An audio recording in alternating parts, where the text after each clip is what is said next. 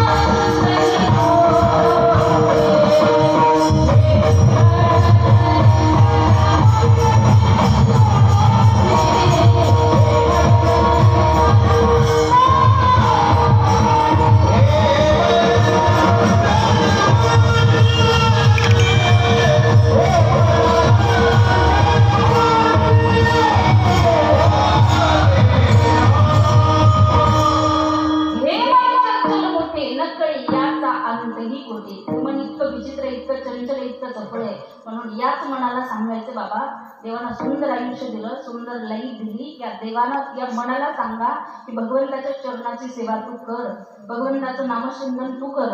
नाथ महाराज म्हटले संसार व्यसनी पडून गेली. तुम्ही लोक जो संसार करताय, आता बारीक आहे का बरं, तुम्ही लोक जो संसार करताय त्या संसाराला नाथ महाराजांनी काय समजलं? मंडळ बोला, काय समजलं? काय समजलं नाथ महाराजांनी? त्या संसाराला काय समजलं? मी उद्या येऊ का? काय समजलं? काय समजलं? तुम्ही बरोबर बोलताय, बोला बोला, बरोबर बोलताय. काय समजलं? हा, व्यसन समजलं. नाथ महाराजांनी या संसाराला काय समजलं? व्यसन समजलं. व्यसन. आपली व्यसन वेगळी आहे. तंबाखू, मावा, सिगरेट, दारू. कोणाकोणाला हात वर करा बरं.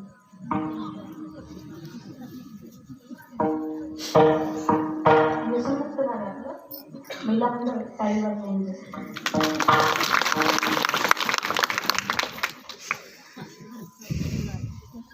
मला माहिती ना तुमचं गिऱ्हाईक खातं तुम्ही कुठं काय एक विनोद केला की आपलं व्यसन वेगळं आहे दादा, आपली ही वाईट व्यसन आहे. पण नाथ महाराजांनी या संसारालाच वेगळं समजलं. नाथ महाराज म्हणते हा संसार सोपा नाही. काय करतो हा संसार? माणसाला दुःख देणार आहे. या संसारामध्ये माणसाच्या अपेक्षा वाढत जातात, माणसाच्या वासना वाढत जातात. संसार कधी पूर्णतेकडे जात नाही. म्हणून नाथ महाराज म्हटले संसार व्यसनी पडो निधी. तुम्ही हा संसार करता महिला, अगदी सुंदर असं असणारा तुम्ही या संसाराला धूळ करताय.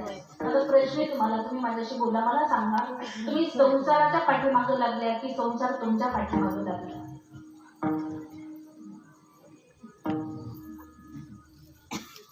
ब्रह्मचारी नाही ना तुम्ही?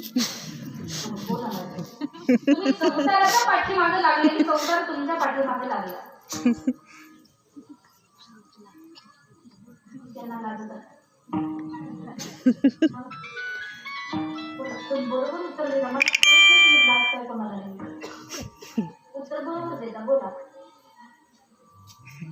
तुम्ही संसाराच्या पाठीमागे लागले की संसार तुमच्या पाठीमागे तुम्हाला चल बोलवलं. तुम्ही संसाराच्या पाठीमागे लागले. मला सांगा आता हा संसार तुम्ही करताय, शास्त्राने या संसाराची पूर्ण अशी व्याख्या केली. शास्त्र सांगत संसार असेल की संसार हा अगदी संसाराची आणि परमार्थाची व्याख्या शास्त्र आपल्याला सांगतं. प्रपंचाचा आरंभ हा अनुकूल आहे. तर बारीक आहे का? प्रपंचाचा आरंभ हा अनुकूल आहे पण त्याचे परिणाम प्रतिकूल आहे. तसं परमार्थाचा आरंभ हा प्रतिकूल आहे पण त्याचे परिणाम मात्र अनुकूल आहेत. मग तुम्ही ठरवा संसार करायचा की परमार्थ करायचा. तुम्ही करताय संसार पण हा संसार दुःख देणारा आहे. कारण संत म्हटले दुःख बांधवली आहे हा सुखाचा विचार. या संसारामध्ये सुख एवढंच आहे, सुख पाहता जवा पाडे आणि दुःख परवता. संत म्हटले संसार सुखाचा नाही. कवया वारकरी संप्रदायामध्ये कवित्री होऊन गेल्या संत बहिणाबाई. बहिणाबाईंनी तुमच्या या संसाराचं गोड असं वर्णन केलेलं आहे. बहिणाबाई वर्णन करतायत बरं, संत बहिणाबाई, शिवांजली नाही, संत बहिणाबाई. त्यांनी तुमच्या संसाराचं वर्णन केलं. बहिणाबाई म्हटले तुमचा संसार कसा आहे? अरे संसार संसार जसा तवा तुझ्यावर आधी हाताला मग मिळते भात. अरे संसार संसार जसा कपाशीचा घर बशी बसे जागेवर बशी बसे जागेवर कपडले दारोदार. अरे संसार संसार अरे संसार संसार आधी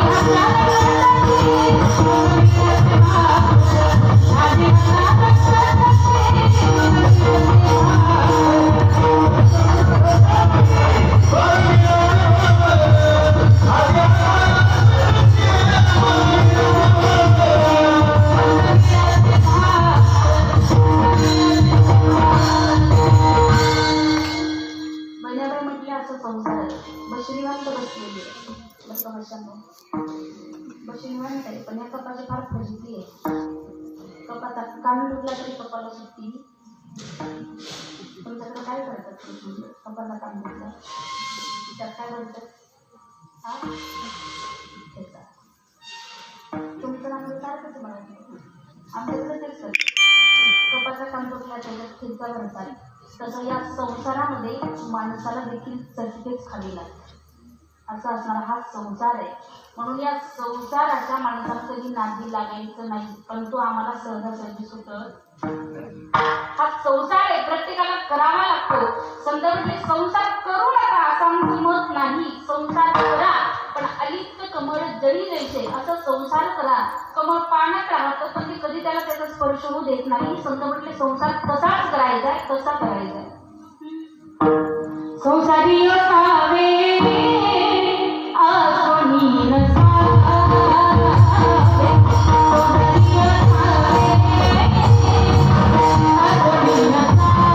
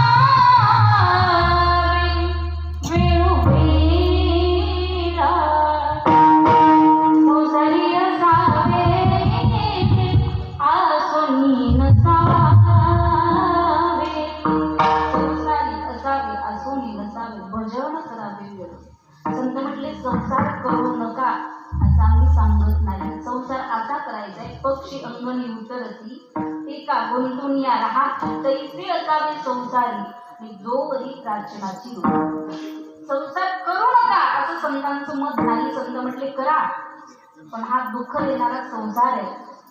या संसारामध्ये माणसाच्या अपेक्षा त्यापेक्षा माणसाच्या वासना वाढत जातात. या संसाराचा मायाजाळ फार कठीण आहे बाबा. एका ठिकाणी संतांनी सांगितलं, कधीतरी या मनाला सांगा, हा संसाराचा मायाजाळ फार कठीण आहे. नाथ महाराज जे म्हटले, संसार देशनी पळो गेली, कारण संसाराचा मायाजाळ एवढा कठीण आहे, एवढा कठीण आहे, एवढा कठीण आहे. संत म्हटले, नको